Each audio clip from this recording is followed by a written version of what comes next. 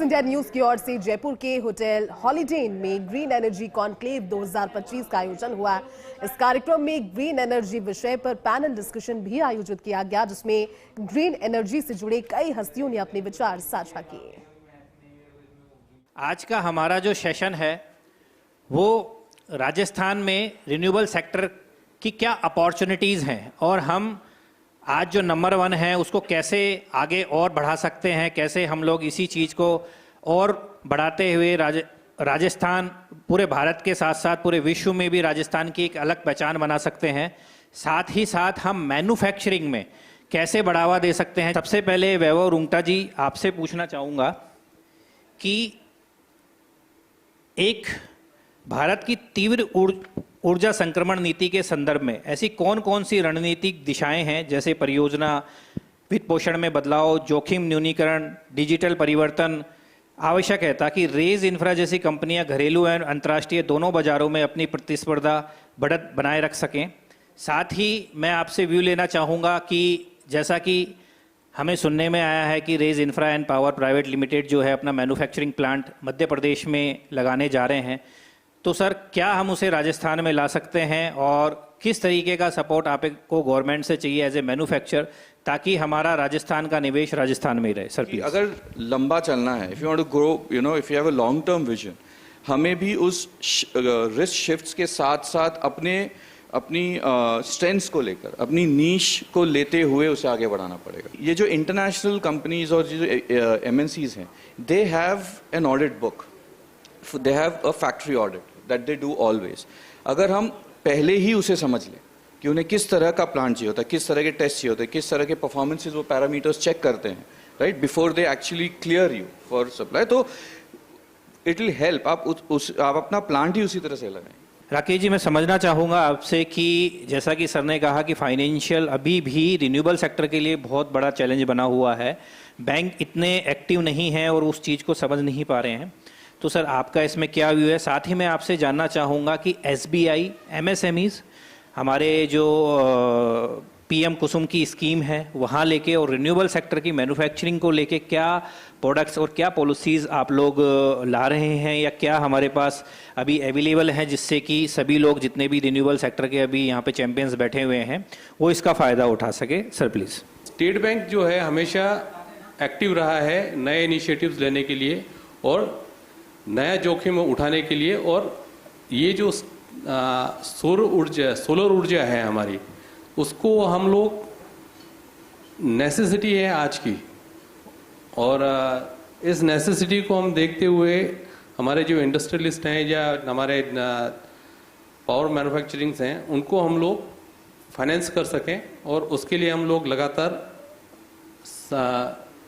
काम कर रहे हैं। इसके लिए आप उन शुरुआती लोगों में से हैं जिन्होंने बैटरी मैन्युफैक्चरिंग का प्लांट जयपुर राजस्थान में डाला, तो उस सफ़र के बारे में आपसे जानना चाहूँगा। प्लस क्या हम मैन्युफैक्चरिंग को बढ़ावा एज ए मैन्युफैक्चर, बिकॉज आप लोग उसमें ऑलरेडी हैं, हम मैन्युफैक्चरिंग को बढ़ावा देने के लिए राजस्थान में क्या पॉलिसी में चेंजेस कर सकते हैं जिससे कि हम इसका हब बने।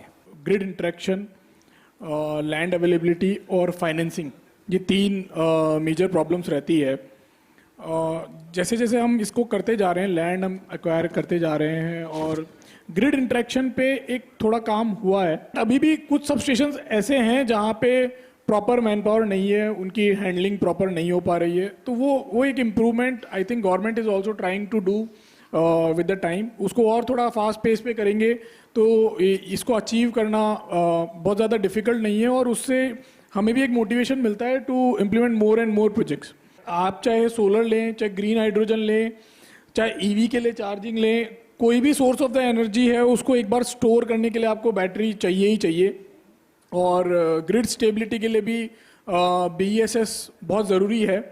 तो मेरे हिसाब से गवर्नमेंट को अभी इसके ऊपर और इंसेंटिवाइज पॉलिसी बनानी चाहिए। एक हब, जिसको हम कई बार RSA में भी हम बोल चुके हैं कि हमें एक रिन्यूएबल इंडस्ट्रियल हब का एक प्रपोजल जो है वो आना चाहिए। भारत को वैश्विक स्तर पर अगर हमें आगे लेके जाना है और रिन्यूएबल सेक्टर का हमें लीडर बनाना है, आज हम नंबर 3 पे हैं, तो आपको क्या लगता है सर कि क्या हमें गवर्नमेंट नॉर्म्स या क्या हमें एक ऐसा इकोसिस्टम बनाना पड़ेगा या उसकी नीड है जिसमें कि हम लोग लीडर अपने आप को कहें? पॉलिसी में किसी प्रकार का कोई नहीं कर, सरकार की मंशा बहुत अच्छी है और वो धीरे धीरे ये इकोसिस्टम डेवलप करने वाले हैं कि आपको आने वाले टाइम में वेफर भी इंडियन यूज करने पड़ेंगे, आपको इंगोट भी इंडियन यूज करने पड़ेंगे, हो सकता है पॉलीसिलिकॉन भी आपको इंडियन यूज करना पड़े आज से 5 साल बाद में। और साथ के साथ में अभी जो लास्ट अभी ह्यूमैनिटी मीटिंग्स वगैरह हुई थी उसमें डिस्कशन में निकल के आया कि सरकार की मंशा है कि जो मॉड्यूल बनाने के लिए सपोर्टिंग इक्विपमेंट्स की जरूरत पड़ती है, जैसे ग्लास है, फ्रेम है, स्ट्रक्चर्स है, वो सब भी इंडियनाइज होना चाहिए। उसको भी आप बाहर से इंपोर्ट नहीं करोगे, वो सब आने वाले स्लोली ये पूरा इकोसिस्टम डेवलप होगा, तब भी इंडिया आगे बढ़ सकता है। आज रिन्यूएबल सेक्टर और सोलर के लिए स्टील की एक अपने आप में अहम भूमिका है, तो ऐसे क्या न्यू टेक्नोलॉजीज या इकोसिस्टम हम क्रिएट कर सकते हैं जिससे कि सौर उद्योग की आवश्यकताओं को पूरा करने के लिए स्टील अपने आप में एक महत्वपूर्ण कदम निभाए? मेरा पहला क्वेश्चन आपसे ये रहेगा सर। दूसरा मेरा आपसे क्वेश्चन रहेगा कि स्टील निर्माण की किन प्रक्रियाओं में सुधार सौर ऊर्जा की लागत को कम करने में सीधा सीधा योगदान दे सकता है? आज की डेट में जैसे बड़े प्रोजेक्ट्स में तो नया इनोवेशन आ गया है, बट अभी कुसुम की अगर मैं बात करूं तो उसमें अभी भी जैसे ग्राउंड से रिलेटेड जो मटेरियल है वो हॉट डिप ले रहे हैं लोग, और अपर स्ट्रक्चर गैल्वेलियम ले रहे हैं।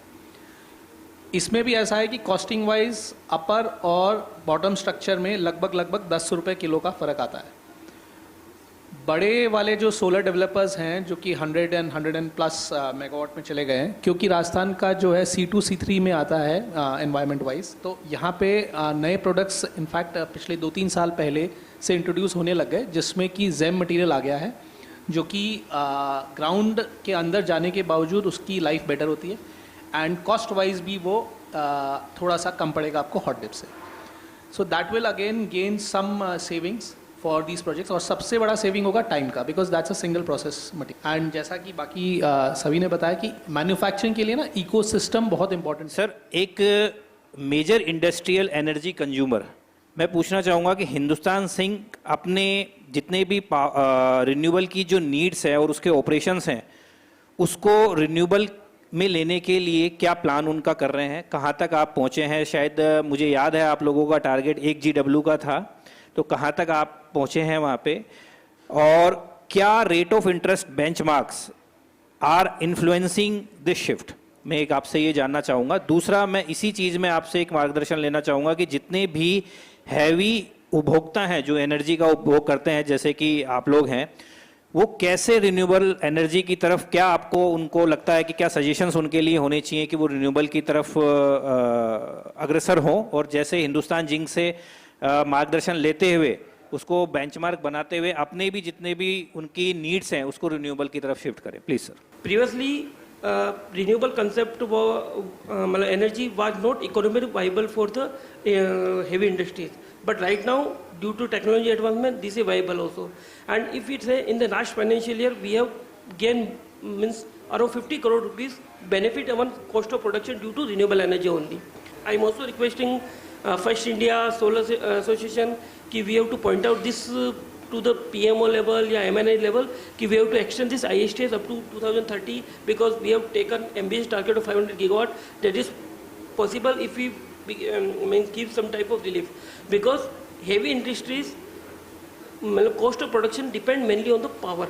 पहले के रिन्यूएबल सेक्टर में और अब के रिन्यूएबल सेक्टर में आप क्या डिफरेंसेस देखते हैं, और क्या challenges as a new developer या एज ए यंग एंटरप्रेन्योर आप देख रहे हैं जो आप फेस कर रहे हैं? आज जो अपने राजस्थान में जयपुर में जो लोकल एंटरप्रेन्योर हैं उनको काफ़ी ज़्यादा अपॉर्चुनिटी मिल रही है, क्योंकि जैसे PM कुसुम स्कीम हो गई अपनी, या फिर अपनी जो सूर्य शक्ति स्कीम है, तो उनके थ्रू जो छोटे लोकल एंटरप्रेन्योर्स हैं they are getting a chance to go to the next level. 2 या 3 मेन चैलेंजेस जो आते हैं वो है, एक तो लैंड एक्विजिशन में और एक अपना ट्रांसमिशन लाइन या कनेक्टिविटी में। एज ए लॉरेंस एंड कुडसन, बिकॉज आप लोग लीडर हैं और आप कंप्लीट इलेक्ट्रिक सॉल्यूशंस इंडिया में ही बना रहे हैं और मेक इन इंडिया की जो ध्वज है उसको लीड कर रहे हैं, तो क्या चैलेंजेस हैं, क्या ऐसी प्रॉब्लम्स हैं जिसकी वजह से हम चाइना पे इतने डिपेंडेंट हैं? बिकॉज असली जो ग्रोथ है वो मैन्युफैक्चरिंग से ही आएगी, तो क्या ऐसी पॉलिसीज या क्या ऐसा सिस्टम या इकोसिस्टम हमको तैयार करना चाहिए जिससे कि इंडिया हम मैन्युफैक्चरिंग का हब बना सकें। वी नीड इकोसिस्टम जहां पर एक अम्ब्रेला के अंदर we can give the entire ecosystem, entire solution, and this has happened to the regular innovation and technology upgradation in India, and we have also, this is limited to our product. In this due course of time, we have focused also on training part of these particular plants.